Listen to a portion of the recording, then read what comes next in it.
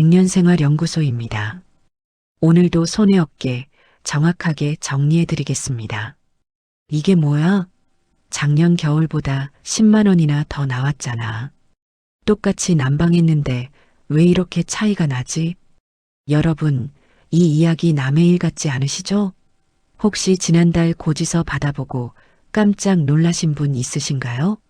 분명 작년과 똑같이 생활했는데, 아니 오히려 더 아껴 쓴 것 같은데 난방비가 더 나왔다면 지금 놓치고 있는 게 있다는 겁니다.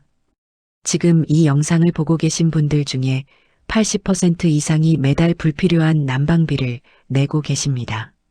한 달에 5만 원씩만 손해를 봐도 1년이면 60만 원입니다. 3년이면 180만 원, 5년이면 300만 원입니다. 보일러 교체 비용만큼의 돈을 허공에 날려보내고 계신 겁니다. 더 중요한 건 이 손해가 보일러가 오래돼서도 집이 넓어서도 추위를 많이 타서도 아니라는 겁니다. 설정 버튼 하나를 잘못 눌러서 아니면 사용법을 전혀 모르고 있어서 발생하는 손해입니다.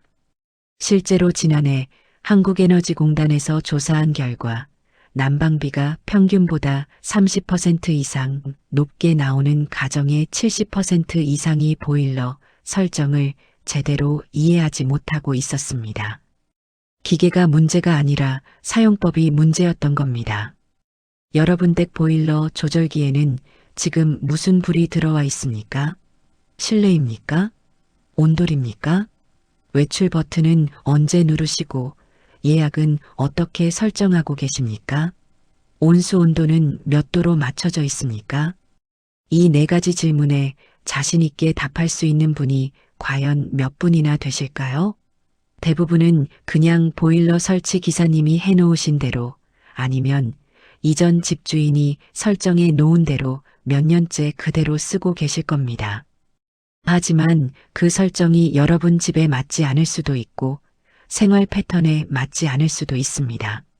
심지어 완전히 반대로 설정되어 있을 수도 있습니다. 그리고 여기서 주의할 점은 많은 분들이 난방비를 아끼려고 오히려 더 큰 손해를 보는 선택을 하고 계십니다. 외출할 때 보일러를 완전히 꺼버린다든지 온수 온도를 최고로 올려놓고 찬물을 섞어 쓴다든지 예약 기능을 잘못 이해해서 아예 사용하지 않는 것들입니다. 이런 습관들은 당장은 절약하는 것처럼 보이지만 실제로는 보일러를 혹사시켜서 연료를 더 많이 쓰게 만들고 장기적으로는 보일러 수명까지 단축시킵니다. 오늘 이 영상에서는 보일러 전문가들도 놓치기 쉬운 하지만 알고 나면 당장 실천할 수 있는 설정법을 알려드리겠습니다. 그리고 보일러뿐만 아니라 우리 집 자체를 열을 지키는 공간으로 만드는 방법, 정부에서 지원하는 난방비 혜택까지 빠짐없이 안내해 드리겠습니다. 하지만 주의하셔야 할 점이 있습니다. 오늘 말씀드릴 내용들은 하나하나가 연결되어 있습니다. 어떤 한 가지만 고쳐서는 효과가 절반밖에 나지 않습니다. 도입부만 보고 이 정도면 알겠네 하고 끄시면 정작 가장 중요한 부분을 놓치실 수 있습니다. 특히 많은 분들이 습관적으로 누르는 이 버튼 하나 때문에 한 달에 몇만 원씩 손해를 보고 계신데 그 이유를 제대로 이해하지 못하면 같은 실수를 반복하게 됩니다. 그래서 이 영상은 끝까지 보셔야 합니다. 중간에 끊으시면 오히려 잘못된 정보만 머릿속에 남아서 더 큰 혼란을 겪으실 수 있습니다. 지금부터 차근차근 여러분의 난방비를 지켜드리는 진짜 방법을 알려드리겠습니다. 구독과 좋아요 눌러주세요. 난방비 절약법 잘 아신다면 1번, 잘 모르신다면 2번 댓글에 남겨주세요. 다음 영상 만들 때 반영하도록 하겠습니다. 자, 그럼 가장 먼저 여러분의 난방비를 좌우하는 첫 번째 선택에 대해 말씀드리겠습니다. 바로 보일러 조절기에 있는 실내와 온돌 버튼입니다. 지금 보일러 조절기를 한번 보세요. 거실 벽에 붙어 있는 작은 액정 화면 말입니다. 거기 보면 실내, 온돌이라는 글자가 있고 그 중 하나에 불이 들어와 있을 겁니다. 혹시 이 버튼을 한 번이라도 눌러본 적이 있으십니까? 아니면 뭔지는 모르겠지만 그냥 아무거나 선택해서 지금까지 쓰고 계십니까? 만약 그렇다면 지금부터 집중해서 들으셔야 합니다. 이 선택 하나가 여러분의 난방비를 2배 가까이 차이 나게 만들 수 있기 때문입니다. 먼저 실내 모드부터 설명드리겠습니다. 실내 모드는 조절기 안에 들어있는 작은 온도 센서가 주변 공기의 온도를 측정해서 보일러를 켜고 끄는 방식입니다. 쉽게 말해 조절기 자체가 온도계 역할을 하는 겁니다. 예를 들어 여러분이 희망 온도를 22도로 설정했다고 칩시다. 그러면 조절기는 자기 주변 공기가 22도가 될 때까지 보일러를 계속 돌립니다. 그리고 22도에 도달하면 자, 이제 됐다 하면서 보일러를 멈춥니다.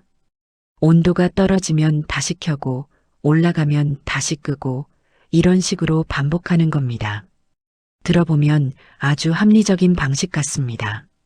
공기 온도를 직접 재서 보일러를 조절하니까 정확할 것 같고 과학적인 느낌도 듭니다. 실제로 최신 아파트나 단열이 아주 잘된 주택에서는 이 방식이 효율적으로 작동합니다. 그런데 여기에 아주 큰 문제가 하나 숨어 있습니다. 바로 조절기가 달려있는 위치입니다.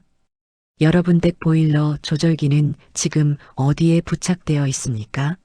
거실벽 어디쯤입니까? 창문 가까운 곳입니까? 아니면 안쪽 벽입니까? 햇빛이 잘 드는 곳 아니면 그늘진 곳입니까? 만약 조절기가 창문 바로 옆에 붙어 있다면 어떻게 될까요? 겨울철에는 창문 쪽이 제일 춥습니다. 아무리 이중창이라고 해도 벽보다는 창문이 더 차갑습니다.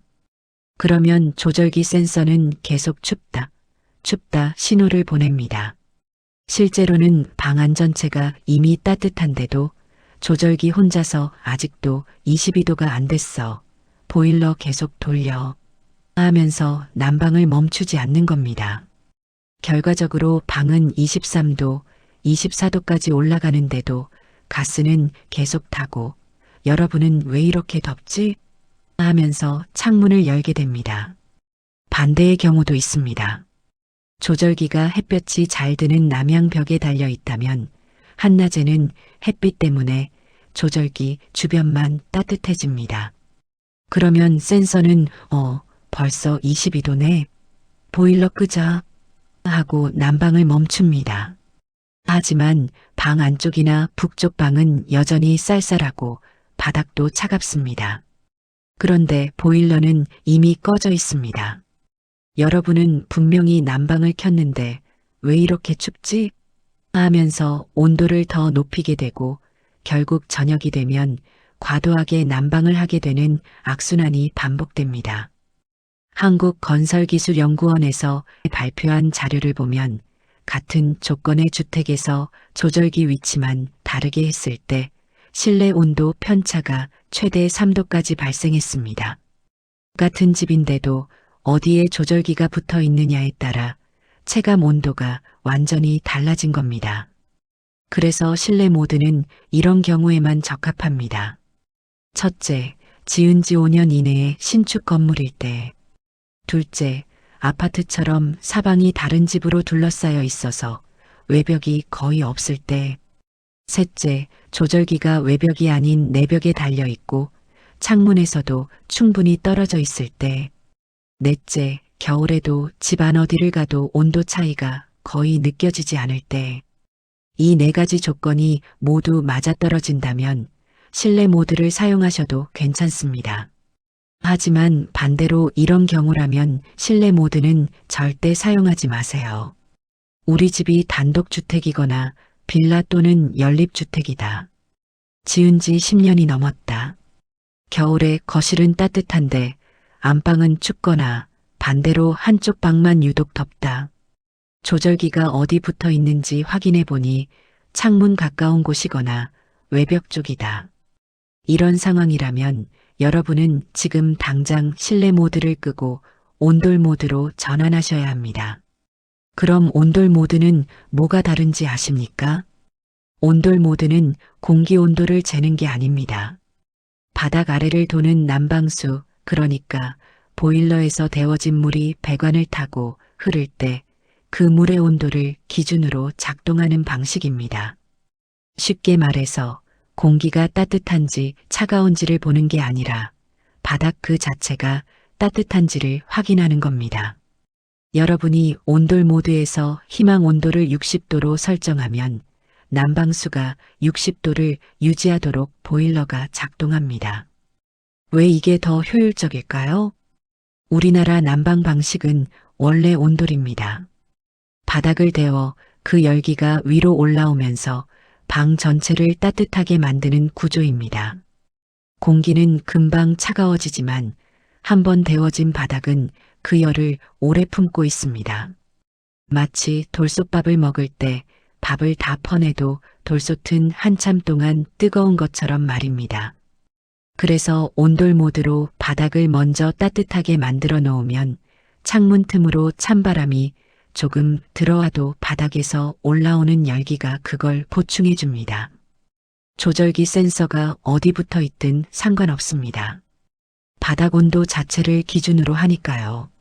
실제로 한국에너지공단에서 발표한 난방 효율 비교 자료를 보면 단열 성능이 보통 수준인 주택에서 온돌 모드를 사용했을 때가 실내 모드를 사용했을 때보다 평균 18%의 에너지 절감 효과가 있었습니다.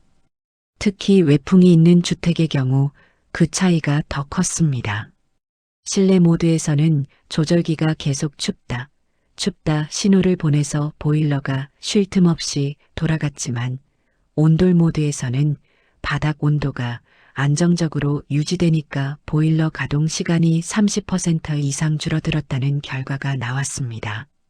그럼 온돌 모드는 몇 도로 설정하는 게 좋을까요?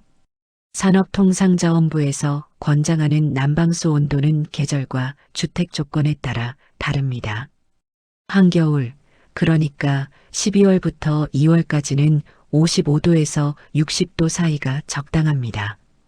초겨울이나 늦겨울, 11월이나 3월에는 50도에서 55도 정도면 충분합니다. 단 우리 집이 1층이거나 외벽이 많다면 5도 정도 더 올리는 게 좋습니다. 여기서 중요한 건 무조건 높게 설정한다고 좋은 게 아니라는 점입니다. 난방수 온도를 70도, 80도로 올리면 보일러가 그만큼 연료를 더 태워야 하고 바닥이 지나치게 뜨거워져서 너무 덥습니다. 적정 온도를 찾는 방법은 이렇습니다. 일단 55도로 설정하고 하루 정도 생활해 보세요. 만약 바닥이 미지근하네, 조금 더 따뜻했으면 좋겠다 싶으면 5도씩 올려보고 반대로 바닥이 너무 뜨거워서 맨발로 다니기 힘들다 싶으면 5도씩 낮춰보십시오. 이렇게 며칠 조정하다 보면 우리 집에 딱 맞는 온도를 찾을 수 있습니다. 그리고 그 온도로 고정해두면 그 이후로는 신경 쓸 일이 없습니다. 지금 여러분 댁 보일러 조절기에는 무슨 모드로 되어 있나요? 한번 확인해 보세요. 만약 실내에 불이 들어와 있고 위에서 말씀드린 조건 중 하나라도 해당된다면 지금 당장 온돌 버튼을 눌러보세요. 그것만으로도 이번 달부터 고지서 숫자가 달라질 겁니다. 자, 이제 두 번째로 알아볼 것은 예약 기능 사용법입니다. 이 기능 때문에 정말 많은 분들이 오해하고 계시고 그 오해 때문에 난방비를 더 내고 계십니다. 여러분, 혹시 예약 버튼을 어떻게 이해하고 계십니까? 예약 3시간으로 맞춰 놓으면 3시간 뒤에 보일러가 켜지는 거지. 만약 이렇게 알고 계셨다면 여러분은 난방비를 절약할 수 있는 가장 강력한 무기를 지금까지 잘못 사용하고 계셨거나 아예 사용하지 않고 계셨을 가능성이 큽니다. 제가 지금부터 예약 기능의 진짜 의미를 정확하게 설명드리겠습니다. 이걸 제대로 이해하시면 외출할 때마다 고민할 필요가 없어집니다. 예약 기능은 몇 시간 뒤에 켜져라가 아닙니다. 몇 시간 간격으로 잠깐씩 켜져서 집이 완전히 식지 않게 지켜라는 뜻입니다. 다시 말해 보일러를 완전히 끄는 게 아니라 최소한의 작동만 유지하면서 난방수와 바닥이 얼음장처럼 차가워지는 걸 막아주는 기능입니다. 이걸 쉽게 비유하자면 이렇습니다. 여러분이 큰 냄비에 찌개를 끓여서 저녁을 먹었다고 칩시다. 다 먹고 나서 불을 완전히 꺼버리면 다음날 아침에 그 찌개는 차갑게 식어 있을 겁니다. 다시 먹으려면 처음부터 다시 팔팔 끓여야 하죠. 시간도 오래 걸리고 가스도 많이 씁니다. 하지만 만약 아주 약한 불로 계속 온기를 유지해 놓으면 어떻게 될까요? 찌개가 식지 않고 미지근한 상태로 유지됩니다. 다음날 아침에 조금만 불을 높이면 금방 따뜻하게 먹을 수 있습니다. 가스도 훨씬 적게 쓰고요. 보일러 예약 기능이 바로 이 약한 불 역할을 합니다. 우리 집 난방도 똑같습니다. 보일러를 완전히 꺼버리면 바닥 속 시멘트와 배관 안의 난방수가 몇 시간 만에 차갑게 식어버립니다. 특히 겨울철 외부 온도가 영하로 떨어지는 날에는 더 빨리 식습니다. 그 상태에서 다시 난방을 켜면 어떻게 될까요? 보일러는 차가운 물을 다시 데워야 하고 얼음장 같은 바닥을 다시 따뜻하게 만들어야 합니다. 이때 가스 계량기가 정말 빠르게 돌아갑니다. 에너지 소비가 가장 많은 순간이 바로 이 처음 데우는 시간입니다. 한국에너지공단에서 발표한 자료를 보면 완전히 식은 상태에서 보일러를 다시 가동할 때와 예약 기능으로 최소 온도를 유지한 상태에서 보일러를 가동할 때를 비교했습니다. 결과는 놀라웠습니다. 완전히 꺼진 상태에서 다시 실내 온도를 20도로 만드는데 평균 2시간 30분이 걸렸습니다. 이 시간 동안 보일러는 거의 최대 출력으로 계속 작동했습니다. 반면 예약 기능으로 3시간 간격 작동을 유지한 경우 같은 온도에 도달하는데 50분밖에 걸리지 않았습니다. 시간은 3분의 1로 줄었고 가스 소비량은 약 40% 감소했습니다. 왜 이런 차이가 날까요? 바닥 난방은 추결이라는 특성이 있습니다. 한번 데워진 바닥은 그 열을 꽤 오래 간직합니다. 하지만 완전히 식어버리면 그 열을 처음부터 다시 쌓아 올려야 합니다. 비유하자면 모닥불을 생각해 보세요. 불씨가 남아있으면 나뭇가지 몇 개만 얹어도 금방 다시 활활 타오릅니다. 하지만 불씨가 완전히 꺼지면 다시 불을 붙이려면 종이도 필요하고 부싯돌도 필요하고 시간도 오래 걸리죠. 예약 기능은 바로 이 불씨를 유지하는 역할을 합니다. 그럼 예약은 몇 시간으로 설정하는 게 좋을까요?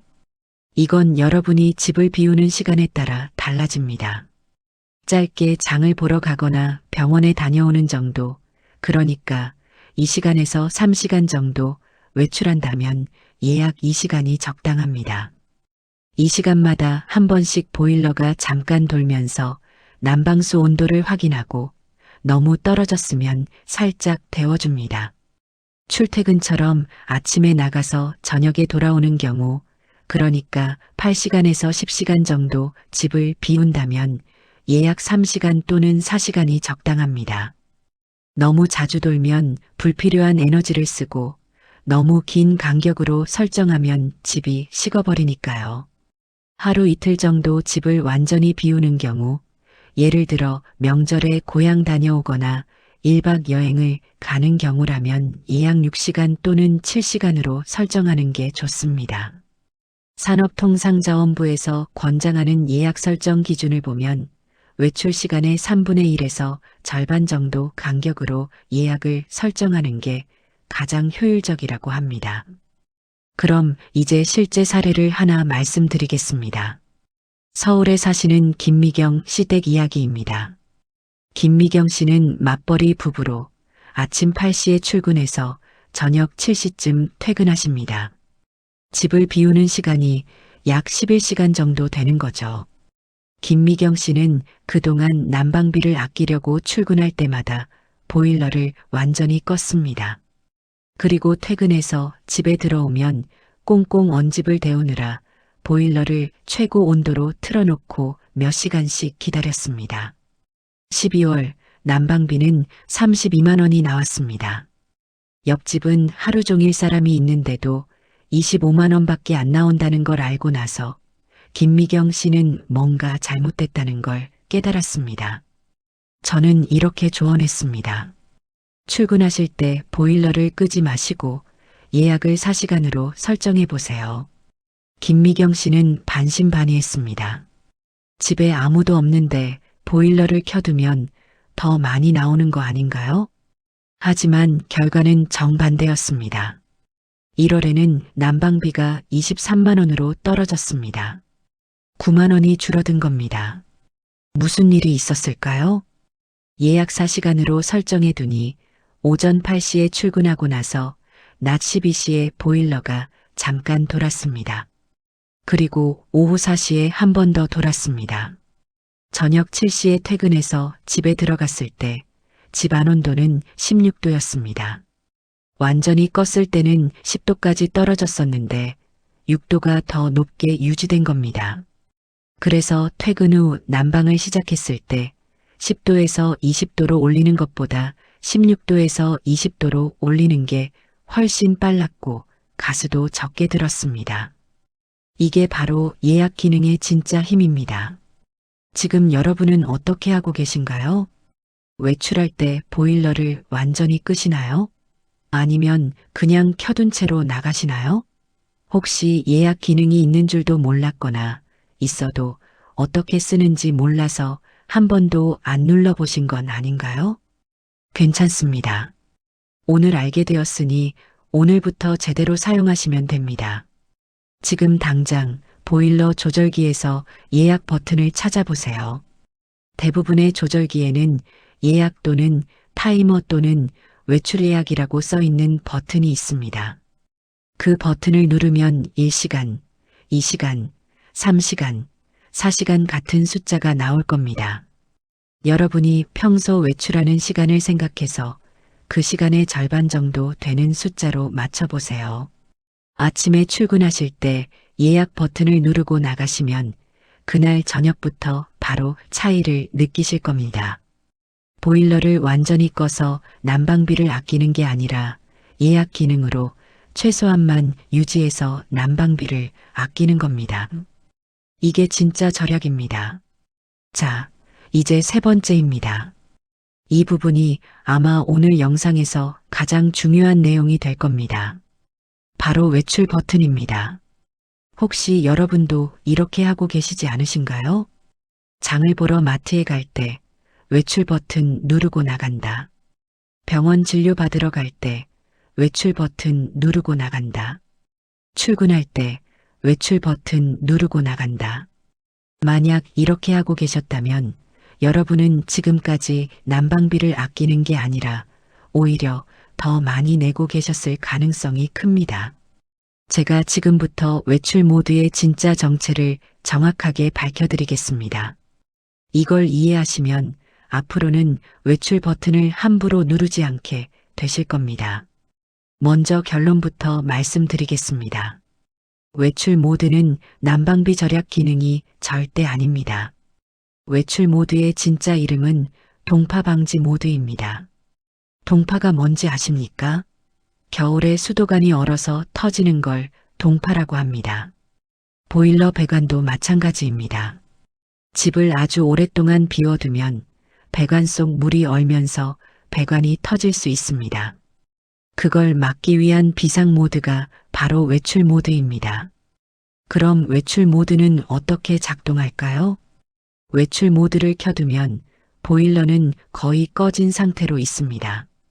그러다가 실내 온도가 아주 낮게 보통 8도 이하로 떨어지면 그제야 잠깐 작동합니다. 배관이 얼지 않을 정도로만 최소한의 열을 유지하는 겁니다. 한국가스안전공사에서 발행한 가정용 보일러 안전사용 지침을 보면 외출 모드는 실내 온도가 영상 5도에서 8도 사이를 유지하도록 설계되어 있습니다. 사람이 생활하기에는 턱없이 부족한 온도입니다. 다시 말해 외출 모드는 따뜻하게 유지하는 기능이 아니라 얼지 않게만 하는 기능입니다. 그럼 문제는 뭘까요? 만약 여러분이 아침에 출근하면서 외출 모드를 켰다고 칩시다. 그러면 그날 하루 종일 보일러는 거의 작동하지 않습니다. 집안 온도가 계속 떨어지고 벽도 차가워지고 바닥도 식어갑니다. 겨울철 외부 온도가 영하 5도라고 가정하면 집안 온도는 몇 시간 만에 10도 아래로 떨어집니다. 하지만 외출 모드는 8도 이하가 되어야만 작동하니까 그 전까지는 계속 꺼져 있는 겁니다. 그렇게 하루가 지나고 저녁에 퇴근해서 집에 돌아왔습니다. 외출 모드를 끄고 난방을 시작합니다. 이제 집을 따뜻하게 만들어야 하는데 문제는 집 전체가 얼음장처럼 차갑다는 겁니다. 벽도 차갑고 바닥도 차갑고 공기도 차갑고 심지어 가구나 이불까지 차갑습니다. 이 모든 걸 다시 데워야 합니다. 그럼 보일러는 어떻게 할까요? 미친 듯이 돌아갑니다. 최대 출력으로 몇 시간 동안 계속 작동합니다. 하지만 아무리 가스를 태워도 집은 쉽게 따뜻해지지 않습니다. 왜 그럴까요? 차가운 벽과 바닥이 계속해서 열을 빨아들이기 때문입니다. 보일러가 열을 만들어내는 속도보다 차가운 구조물들이 열을 흡수하는 속도가 더 빠른 겁니다. 한국에너지공단의 실험 자료를 보면 평균 기온 영하 3도인 날 외출 모드로 10시간 동안 집을 비운 후 실내 온도를 20도로 회복하는데 평균 3시간 20분이 걸렸습니다. 그 시간 동안 가스 소비량은 일반 난방 시간의 약 2.5배였습니다. 보일러가 쉬지 않고 최대 출력으로 돌아갔기 때문입니다. 반면 같은 조건에서 예약 기능을 3시간 간격으로 설정해 둔 경우 실내 온도 회복 시간은 1시간 10분에 불과했고 가스 소비량도 40% 이상 적었습니다. 이게 무슨 뜻일까요? 외출 모드를 쓰면 당장 그 순간에는 가스를 안 쓰니까 절약하는 것처럼 보입니다.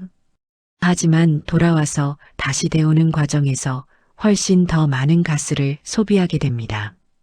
결과적으로는 난방비 폭탄을 맞게 되는 겁니다. 이걸 비유하자면 이렇습니다. 차를 운전할 때 신호등에서 멈출 때마다 시동을 끄면 당장은 연료를 아끼는 것 같습니다. 하지만 다시 시동을 걸 때 엔진이 차가운 상태에서 가동되면서 훨씬 많은 연료를 소비합니다. 그래서 요즘 차들은 아이들 스톱 기능이 있어도 엔진이 완전히 식지 않게 설계되어 있죠. 보일러도 마찬가지입니다. 완전히 식혀버리면 다시 데우는데 더 많은 에너지가 듭니다. 그럼 외출 모드는 언제 써야 할까요? 산업통상자원부에서 발행한 겨울철 에너지 절약 가이드라인을 보면 외출 모드 사용 권장 기준이 명확하게 나와 있습니다. 외출 모드는 최소 3일 이상, 권장 기준으로는 7일 이상 집을 완전히 비울 때만 사용하라고 되어 있습니다. 예를 들어 설날 연휴에 고향 가서 일주일 있다가 온다든지 해외여행으로 10일 동안 집을 비운다든지 이런 경우에만 외출 모드를 사용하는 게 맞습니다. 그럼 일상적인 외출에는 어떻게 해야 할까요? 이것만 기억하십시오. 외출 시간별 3단계 대응법. 첫 번째, 3시간 이내에 짧은 외출. 장 보러 가거나 병원 가거나 가까운 곳에 볼일 보러 가는 경우입니다. 이럴 때는 아무것도 하지 마세요. 그냥 평소 설정 온도보다 3도만 낮춰두고 나가시면 됩니다. 예를 들어 평소에 22도로 생활하셨다면 외출할 때 19도로만 낮춰두는 겁니다. 보일러는 계속 작동하지만 목표 온도가 낮아졌으니 가스를 덜 쓰고 집은 완전히 식지 않습니다. 두 번째, 3시간 이상 하루 이내에 외출. 출퇴근처럼 아침에 나가서 저녁에 돌아오는 경우입니다. 이럴 때는 예약 모드를 사용하세요. 외출 시간에 따라 2시간, 3시간 또는 4시간 간격으로 설정하시면 됩니다. 앞에서 설명드린 것처럼 예약 모드가 불씨를 유지해 주니까 돌아왔을 때 빨리 따뜻해집니다. 세 번째, 7일 이상의 장기 외출. 명절 귀성이나 여행처럼 일주일 이상 집을 완전히 비우는 경우입니다. 이때만 외출 모드를 사용하세요.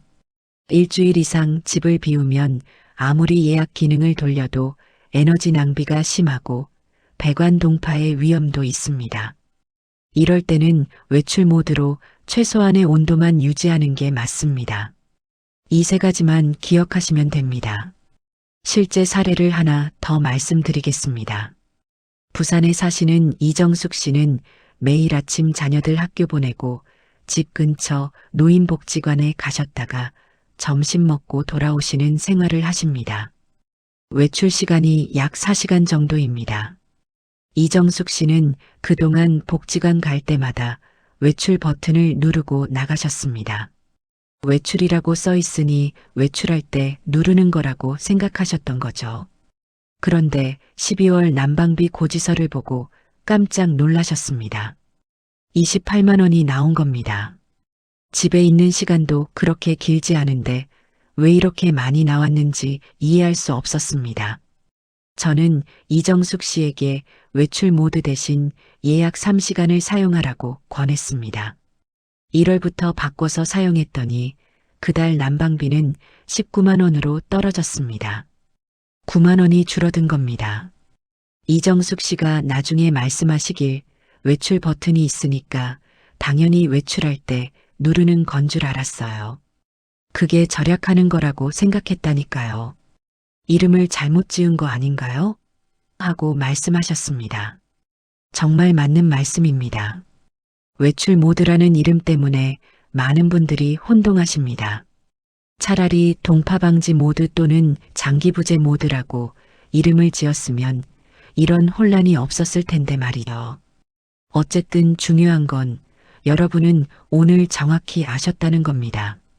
지금 당장 여러분의 생활 패턴을 생각해 보십시오. 평소 외출할 때 어떻게 하고 계십니까? 혹시 습관적으로 외출 버튼을 누르고 나가시지는 않으십니까? 만약 그랬다면 오늘부터는 바꾸시면 됩니다. 짧은 외출에는 온도만 낮추고 긴 외출에는 예약 모드를 쓰고 아주 오래 집을 비울 때만 외출 모드를 사용하세요. 그것만으로도 이번 달부터 난방비 고지서 숫자가 달라진 것을 확인하실 수 있으십니다. 자, 이제 네 번째 이야기입니다. 이번에는 온수 온도에 대해 말씀드리겠습니다. 난방만큼이나 중요한데 대부분 신경 쓰지 않는 부분입니다. 여러분, 혹시 샤워하거나 설거지할 때 이런 경험 있으십니까? 수도꼭지를 틀었는데 물이 너무 뜨거워서 깜짝 놀라며 찬물 쪽으로 손잡이를 돌린다거나 뜨거운 물과 찬물을 섞어가면서 적당한 온도를 맞춘 적 말입니다. 만약 이런 식으로 물을 쓰고 계시다면 여러분은 지금 가스를 태워서 물을 끓인 다음 그걸 다시 찬물로 식혀서 쓰고 계신 겁니다. 말 그대로 연료를 낭비하는 행동입니다. 온수 온도 설정은 난방비만큼이나 중요합니다. 잘못 설정하면 한 달에 수만 원씩 손해를 봅니다. 반대로 적정하게 설정하면 가스비를 20%까지 줄일 수 있습니다. 지금부터 온수 온도의 진실을 정확하게 알려드리겠습니다. 먼저 우리 집 온수 온도가 지금 몇 도로 설정되어 있는지부터 확인해 보십시오. 보일러 조절기를 보면 온수 또는 급탕이라고 써 있는 부분이 있습니다. 거기에 숫자가 표시되어 있을 겁니다. 40도, 50도, 60도 아니면 고온, 중온, 저온 이렇게 표시되어 있을 수도 있습니다. 많은 분들이 온수 온도를 60도 이상, 심지어 70도나 80도로 설정해 놓고 계십니다. 뜨거운 물이 잘 안 나올까봐 걱정되어서 또는 설치 기사님이 처음에 그렇게 설정해 놓은 걸 한 번도 바꾸지 않아서입니다. 이건 엄청난 낭비입니다. 왜 그럴까요? 온수 온도를 60도로 설정하면 보일러는 물을 60도까지 데우기 위해 가스를 태웁니다. 하지만 실제로 우리가 샤워할 때 필요한 물 온도는 40도 정도입니다. 60도는 너무 뜨겁습니다. 그래서 어떻게 하시나요? 뜨거운 물과 찬물을 섞어서 쓰시죠. 보일러는 물을 60도까지 데우느라 가스를 100만큼 썼는데 우리는 그걸 다시 40도로 낮춰서 쓰는 겁니다. 그럼 60도까지 데우는 데 쓴 에너지 중에서 상당 부분이 그냥 버려지는 셈입니다. 한국에너지공단에서 발표한 가정용 급탕 에너지 효율 분석 자료를 보면 온수 온도를 10도 낮추면 급탕용 가스 소비량이 평균 15%에서 20% 감소한다고 합니다. 예를 들어 온수 온도를 70도에서 50도로 낮추면 급탕에 사용되는 가스가 한 달에 약 18% 줄어든다는 겁니다. 만약 한 달 가스비가 30만 원이고 그중 급탕이 절반인 15만 원이라고 하면 온수 온도만 낮춰도 약 2만 7천 원을 아낄 수 있습니다. 1년이면 32만 원입니다. 버튼 하나 조절하는 것만으로 가능합니다. 그럼 온수 온도는 몇 도로 설정하는 게 적당할까요? 산업통상자원부에서 권장하는 계절별 적정 온수 온도 기준이 있습니다. 겨울철 12월에서 2월에는 42도에서 45도 사이가 적정합니다. 이 시기에는 수돗물이 많이 차갑기 때문에 조금 높게 설정해도 괜찮습니다. 샤워할 때도 찬물을 조금만 섞어도 충분히 따뜻하게 느껴집니다. 봄, 가을철 3월, 11월에는 40도에서 42도 정도가 적당합니다. 날씨가 따뜻해지면서 수돗물 온도도 올라가기 때문에 겨울보다는 낮춰도 됩니다. 여름철 6월에서 8월에는 35도에서 38도 정도면 충분합니다. 여름에는 수돗물 자체가 미지근하기 때문에 온수 온도를 낮춰도 샤워하거나 설거지하는데 전혀 문제가 없습니다. 이렇게 계절별로 조절하면 1년 내내 최적의 효율로 온수를 사용할 수 있습니다. 혹시 조절기의 숫자가 아니라 고중 저로만 표시되어 있다면 어떻게 할까요? 고온은 60도 이상, 중온은 45도 내외, 저온은 35도 내외로 설정되어 있는 경우가 많습니다. 겨울철에는 중온으로, 여름철에는 저온으로 사용하시면 적당합니다. 그럼 실제로 온수 온도를 낮추면 샤워나 설거지할 때 불편하지 않을까요? 전혀 불편하지 않습니다. 오히려 더 편합니다. 왜냐하면 온수 온도가 적정하게 설정되어 있으면 수도꼭지를 뜨거운 물 쪽으로만 틀어도 바로 적당한 온도의 물이 나오기 때문입니다. 찬물을 섞을 필요가 없습니다. 반대로 온수 온도가 너무 높으면 매번 수도꼭지를 이리저리 돌리면서 온도를 맞춰야 합니다. 처음에는 너무 뜨겁고 찬물을 섞으면 너무 미지근하고 다시 조절하는 이런 과정이 반복됩니다. 적정 온도로 설정해 놓으면 그런 번거로움이 사라집니다. 한 가지 더 중요한 사실을 말씀드리겠습니다. 온수 온도가 너무 높으면 보일러 수명도 단축됩니다. 한국가스안전공사에서 발행한 보일러 안전관리 매뉴얼을 보면 온수 온도를 60도 이상으로 장기간 사용하면 보일러 내부 열교환기에 스케일이 더 빨리 쌓인다고 합니다. 스케일이란 수증기 찌꺼기를 말합니다. 스케일이 쌓이면 열전달 효율이 떨어지고 보일러가 같은 온도를 만들기 위해 더 오래 작동해야 합니다. 결과적으로 가스를 더 많이 쓰고 보일러 고장도 더 자주 발생합니다. 실제로 보일러 AS 기사님들 말씀을 들어보면 온수 온도를 항상 고온으로 설정해서 사용하는 가정의 보일러가 더 자주 고장 난다고 합니다. 지금 당장 해야 할 것은 보일러 조절기에서 온수 온도를 확인하는 겁니다. 만약 60도 이상으로 설정되어 있다면 지금 당장 45도로 낮추시고, 숫자가 없고 고중 저로만 되어 있다면 중으로 설정하십시오. 그리고 하루 이틀 써보시면서 샤워할 때, 설거지할 때, 세수할 때 온도가 적당한지 확인해 보십시오. 만약 조금 미지근한데 싶으시면 2도에서 3도만 올려보시고, 충분히 따뜻한데 싶으면 그대로 두시면 됩니다. 이렇게 며칠 조정하다 보면 우리 집에 딱 맞는 온수 온도를 찾을 수 있습니다. 실제 사례를 하나 말씀드리겠습니다. 대구에 사시는 최영희 씨는 그동안 온수 온도를 70도로 설정해서 사용하셨습니다. 보일러 설치할 때부터 그렇게 되어 있었고 한 번도 바꿔본 적이 없으셨습니다. 샤워할 때마다 뜨거운 물이 나와서 깜짝 놀라고 그때마다 찬물을 많이 섞어서 쓰셨습니다. 그게 당연한 줄 알았습니다. 저는 최영애 씨에게 온수 온도를 45도로 낮춰보라고 권했습니다. 처음에는 그럼 미지근한 물만 나오는 거 아니냐고 걱정하셨지만 막상 써보니 오히려 더 편했습니다. 수도꼭지를 뜨거운 물 쪽으로만 틀면 바로 적당한 온도의 물이 나왔습니다. 그리고 한 달 뒤 가스 고지서를 확인했더니 가스비가 6만 원 줄어들었습니다. 온수 온도만 낮췄을 뿐인데 말이죠. 최영애 씨가 나중에 말씀하시길 진작에 알았으면 좋았을 텐데 몇 년 동안 얼마나 많은 돈을 낭비했을까 생각하니 속상하다고 하셨습니다. 하지만 지금이라도 아셨으니 다행입니다. 앞으로 남은 겨울 내내 더 나아가 앞으로 몇 년을 절약할 수 있으니까요. 여러분도 마찬가지입니다. 지금 당장 보일러 조절기로 가셔서 온수 온도를 확인해 보십시오. 60도 이상으로 되어 있다면 45도로 낮추셔야 합니다. 그것만으로도 이번 달 가스비가 달라집니다. 난방비를 아끼기 위한 방법은 거창한 게 아닙니다.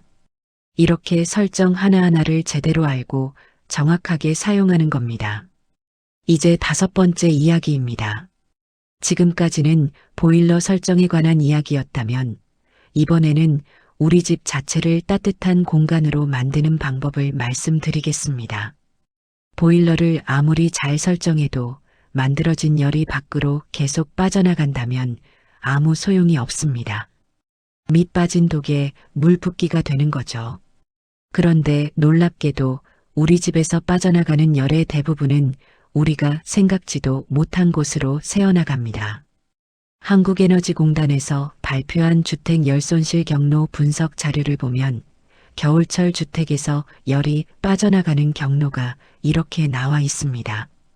창문을 통한 열손실 약 40%, 벽을 통한 열손실 약 25%, 지붕을 통한 열손실 약 15%, 바닥을 통한 열손실 약 10%, 환기와 틈새를 통한 열손실 약 10%.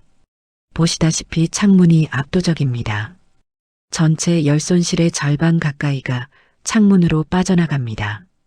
그래서 저는 항상 이렇게 말씀드립니다. 보일러를 새 제품으로 바꾸기 전에 창문부터 손보세요.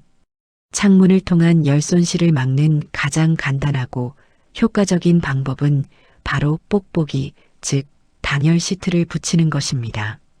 많은 분들이 뽁뽁이 붙이면 창문이 흐려져서 밖이 안 보이잖아 라고 말씀하십니다. 미관상 보기 싫다는 분들도 계십니다. 하지만 생각해 보세요. 뽁뽁이 한 장 붙이는 게 싫어서 한 달에 5만 원, 10만 원씩 더 내는 게 과연 합리적일까요? 단열 시트의 원리는 간단합니다.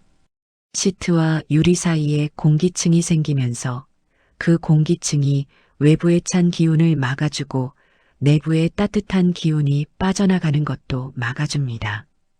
한국건설기술연구원에서 실시한 실험 결과를 보면 일반 유리창에 단열 시트를 붙였을 때 창문 표면 온도가 평균 3.5도 상승했습니다. 실내 온도로 따지면 2도에서 3도 정도 높아지는 효과가 있습니다. 보일러 온도를 2도 올리는 것보다 단열 시트를 붙이는 게 훨씬 효율적이라는 뜻입니다. 실제로 단열 시트를 창문 전체에 붙였을 때 난방비가 평균 15%에서 20% 절감된다는 연구 결과도 있습니다. 단열 시트는 인터넷이나 마트에서 쉽게 구할 수 있습니다. 가격도 크기에 따라 다르지만 한 롤에 5,000원에서 15,000원 정도면 충분합니다. 붙이는 방법도 어렵지 않습니다. 창문에 물을 뿌리고 시트를 붙인 다음 공기를 빼주면 됩니다. 한번 붙여두면 봄까지 계속 효과가 있으니 초기 투자 대비 효과가 엄청납니다. 창문 다음으로 중요한 게 커튼입니다. 많은 분들이 커튼을 단순히 장식용이나 햇빛 가리는 용도로만 생각하십니다. 하지만 커튼은 그 자체로 훌륭한 단열층 역할을 합니다. 특히 두꺼운 암막 커튼이나 열차단 커튼은 창문에서 들어오는 찬 기운을 막아주는 효과가 큽니다. 산업통상자원부에서 권장하는 겨울철 커튼 사용법이 있습니다. 낮에 햇빛이 들 때는 커튼을 활짝 열어서 태양열을 최대한 받아들입니다. 햇빛은 공짜 난방입니다. 해가 지고 나면 바로 커튼을 닫습니다. 밤에는 창문이 가장 차가워지기 때문에 커튼으로 막아주는 게 중요합니다. 이렇게만 해도 밤사이 실내 온도가 1도에서 2도 정도 덜 떨어집니다. 커튼이 없으시다면 이번 기회에 하나 장만하시는 것도 좋습니다. 저렴한 제품은 만원대부터 있고 단열 효과가 좋은 제품도 3만원에서 5만원 정도면 구할 수 있습니다. 세 번째로 중요한 건 바닥입니다. 바닥 난방을 하는 우리나라 주택에서 바닥은 열을 저장하는 공간이기도 하지만 동시에 열이 빠져나가는 통로이기도 합니다. 특히 1층에 사시거나 빌라, 단독주택에 사시는 분들은 바닥을 통한 열 손실이 더 큽니다. 바닥 열 손실을 막는 가장 간단한 방법은 카페트나 러그를 깔아두는 것입니다. 카페트는 바닥과 실내 공기 사이에 단열층을 만들어서 한번 데워진 바닥의 온기가 공기 중으로 빠르게 빠져나가는 것을 막아줍니다. 한국소비자원에서 실시한 테스트 결과를 보면 두께 1cm 이상의 카페트를 깔았을 때 바닥 표면 온도 유지 시간이 약 30% 증가했습니다. 쉽게 말해 보일러를 끈 후에도 바닥이 더 오래 따뜻하게 유지된다는 뜻입니다. 그만큼 보일러를 자주 안 돌려도 되니 가스비가 절약됩니다. 카페트는 거실 전체에 깔 필요까지는 없습니다. 주로 생활하는 공간, 소파 앞이나 식탁 아래 정도만 깔아도 체감 효과가 큽니다. 네 번째로 틈새를 막는 겁니다. 창문틀이나 문틈, 벽과 바닥이 만나는 곳, 이런 곳에는 우리 눈에 보이지 않는 작은 틈새들이 있습니다. 이 틈으로 찬바람이 들어오면서 실내 온도를 계속 떨어뜨립니다. 한번 확인해 보십시오. 창문 가까이에 손을 대보시면 어딘가에서 미세하게 바람이 느껴질 겁니다. 그게 바로 외풍입니다. 외풍을 막는 방법은 간단합니다. 문풍지나 웨더 스트립을 붙이면 됩니다. 다이소나 마트에 가면 한 개에 1,000원에서 3,000원 정도에 팝니다. 창문틀이나 문틈에 붙이기만 하면 됩니다. 효과는 즉시 나타납니다. 외풍이 확 줄어들면서 같은 온도에도 훨씬 따뜻하게 느껴집니다. 한국에너지공단 자료에 따르면 틈새를 제대로 막았을 때 난방비가 약 10% 절감된다고 합니다. 다섯 번째로 습도 관리입니다. 겨울철 난방 효율에서 많은 분들이 간과하는 게 바로 습도입니다. 건조한 공기와 습한 공기는 열을 머금는 능력이 완전히 다릅니다. 같은 온도라도 습도가 높으면 훨씬 따뜻하게 느껴집니다. 반대로 습도가 낮으면 온도가 높아도 건조하고 쌀쌀하게 느껴집니다. 한국기계연구원에서 발표한 실내 열쾌적 환경 연구 자료를 보면 실내 습도가 40%에서 60% 사이일 때 체감 온도가 실제 온도보다 약 2도 높게 느껴진다고 합니다. 다시 말해 습도를 적정하게 유지하면 보일러 설정 온도를 2도 낮춰도 같은 따뜻함을 느낄 수 있다는 뜻입니다. 보일러 온도를 2도 낮추면 난방비가 약 10%에서 15% 절약됩니다. 습도만 잘 관리해도 이만큼의 효과를 볼 수 있는 겁니다. 습도를 높이는 방법은 여러 가지가 있습니다. 가장 좋은 건 가습기를 사용하는 것입니다. 요즘은 저렴하고 에너지 효율 1등급 제품도 많습니다. 물을 담은 그릇을 보일러 근처나 방 안에 놔두는 것만으로도 습도가 올라갑니다. 샤워 후에 욕실 문을 잠시 열어두는 것도 효과적입니다. 다만 너무 오래 열어두면 곰팡이가 생길 수 있으니 10분에서 15분 정도만 열어두세요. 단 주의할 점이 있습니다. 습도가 너무 높으면 결로 현상이 생기고 곰팡이가 필 수 있습니다. 그래서 적정 습도는 40%에서 60% 사이입니다. 요즘은 온습도계가 1,000원에서 5,000원 정도면 살 수 있으니 하나 장만해서 습도를 체크하시면 좋습니다. 실제 사례를 하나 말씀드리겠습니다. 광주에 사시는 박종수 씨는 겨울마다 보일러를 24도로 틀어도 춥다고 느끼셨습니다. 그래서 온도를 26도까지 올렸는데도 여전히 건조하고 쌀쌀한 느낌이 들었습니다. 제가 박종수 씨 댁을 방문해서 확인해 보니 실내 습도가 25%밖에 되지 않았습니다. 겨울철 난방으로 공기가 너무 건조해진 겁니다. 저는 박종수 씨에게 가습기를 사용하고 창문에 뽁뽁이를 붙이고 거실에 러그를 깔라고 권했습니다. 한 달 뒤 박종수 씨 댁을 다시 방문했더니 실내 습도는 50%로 올라가 있었고 보일러 온도는 22도로 낮췄는데도 전보다 훨씬 따뜻하게 느껴진다고 하셨습니다. 그리고 그달 난방비는 전달보다 8만 원이 줄어들었습니다. 박종수 씨가 말씀하시길 온도만 높이는 게 답이 아니었어요. 집 환경 자체를 바꾸니까 훨씬 효과적이더라고요라고 하셨습니다. 여러분도 마찬가지입니다.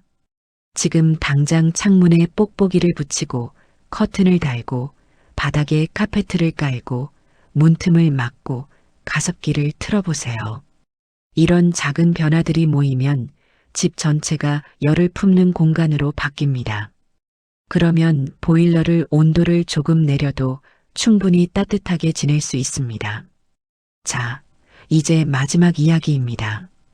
오늘 말씀드린 내용들을 모두 실천하시면 난방비를 충분히 아끼실 수 있습니다. 하지만 여기서 한 가지 더 중요한 이야기를 꼭 드려야겠습니다. 바로 건강을 지키는 절약이어야 한다는 점입니다. 난방비를 아끼시겠다고 집안을 너무 춥게 만들면 안 됩니다. 특히 우리 어르신들은 젊은 사람들보다 추위에 약하고 저체온증의 위험도 훨씬 높습니다. 질병관리청에서 발표한 자료를 보면 겨울철 65세 이상 어르신들의 저체온증 발생 건수가 매년 증가하고 있다고 합니다. 그중 상당수가 난방비를 아끼려다가 실내 온도를 너무 낮게 유지해서 발생한 경우였습니다. 난방비 몇만 원 아끼시려다가 병원 신세를 지시면 병원비가 몇십만 원, 심하면 몇백만 원씩 나갑니다. 건강을 잃는다면 아낀 돈의 의미가 없어집니다. 그래서 실내 적정 온도를 지키는 게 무엇보다 중요합니다. 보건복지부에서 권장하는 겨울철 실내 적정 온도는 18도에서 20도입니다. 하지만 이건 활동량이 많은 젊은 사람들 기준입니다. 65세 이상 어르신들의 경우 대한노인의학회에서는 실내 온도를 최소 20도 이상으로 유지하라고 권고하고 있습니다. 특히 만성질환이 있거나 거동이 불편하신 분들은 22도 정도가 적당합니다. 그럼 온도를 높게 유지하면 난방비가 많이 나오는 거 아닌가? 라고 걱정하실 수 있습니다. 하지만 오늘 제가 말씀드린 방법들을 모두 실천하시면 보일러 온도를 22도로 유지해도 이전보다 난방비가 줄어듭니다. 실내 모드를 온돌 모드로 바꾸고 예약 기능을 사용하고 외출 모드를 남용하지 않고 온수 온도를 낮추고 창문에 뽁뽁이를 붙이고 커튼을 치고 틈새를 막고 습도를 관리하면 이 모든 것들이 합쳐져서 엄청난 절약 효과를 만들어냅니다. 그리고 여기에 한 가지 더, 옷차림입니다. 실내에서 내복을 입는 것만으로도 체감 온도가 3도에서 5도 올라갑니다. 한국섬유개발연구원에서 실시한 실험 결과를 보면 내복 한 벌을 입었을 때 체표면 온도가 평균 4.2도 상승했습니다. 보일러 온도를 4도 올리는 것과 같은 효과입니다. 내복 외에도 수면 양말을 신거나 가벼운 가디건을 걸치거나 무릎 담요를 덮는 것만으로도 훨씬 따뜻하게 지낼 수 있습니다. 실내 온도 20도의 내복을 입으면 실내 온도 24도의 얇은 옷을 입은 것과 체감상 비슷합니다. 옷 한 벌이 보일러 4도를 대신하는 셈입니다. 그리고 마지막으로 정부 지원 제도를 꼭 활용하시라는 말씀을 드리고 싶습니다. 많은 어르신들이 정부에서 난방비를 지원해주는 제도가 있다는 걸 모르고 계십니다. 알아도 신청이 복잡할 것 같아서 또는 본인이 해당될 거라고 생각하지 못해서 신청을 안 하시는 경우가 많습니다. 하지만 여러분이 받을 수 있는 혜택을 놓치는 건 정말 아까운 일입니다. 가장 대표적인 제도가 에너지 바우처 제도입니다. 에너지 바우처는 소득이 낮은 가구를 위해 정부에서 전기, 도시가스, 지역난방, 등유, 연탄 등을 구입할 수 있는 바우처를 지원하는 제도입니다. 산업통상자원부에서 발표한 에너지 바우처 지원 기준을 보면 지원 대상은 다음과 같습니다. 기초생활수급자 또는 차상위계층이면서 가구 구성원 중에 만 65세 이상 노인, 6세 미만 영유아, 임산부 중증장애인, 희귀난 치성질환자 중증질환자 중 1명 이상이 포함된 경우입니다. 지원 금액은 가구원 수에 따라 다릅니다. 신청 방법도 어렵지 않습니다. 행정복지센터를 방문하시거나 복지로 누리집에서 온라인 신청도 가능합니다. 신청 기간은 매년 조금씩 다르지만 보통 12월부터 다음해 1월까지입니다. 늦어도 2월 중순까지는 신청하실 수 있습니다. 필요한 서류도 복잡하지 않습니다. 신분증과 통장 사본만 있으면 됩니다. 행정복지센터 직원분들이 친절하게 안내해 주시니 걱정하지 않으셔도 됩니다. 혹시 본인이 해당되는지 잘 모르시겠다면 일단 행정복지센터에 전화해서 물어보세요. 제가 에너지 바우처를 받을 수 있는지 확인하고 싶습니다라고 말씀하시면 됩니다. 해당되는데도 신청 안 하고 계신 분들이 정말 많습니다. 본인이 해당될 거라고 생각하지 못하셔서 또는 귀찮아서 또는 이런 제도가 있는지도 몰라서 신청을 안 하십니다. 하지만 이건 여러분의 권리입니다. 정부에서 도와드리고자 만든 제도입니다. 부끄러워할 일도 아니고 미안해할 일도 아닙니다. 당당하게 신청하시고 지원받으세요.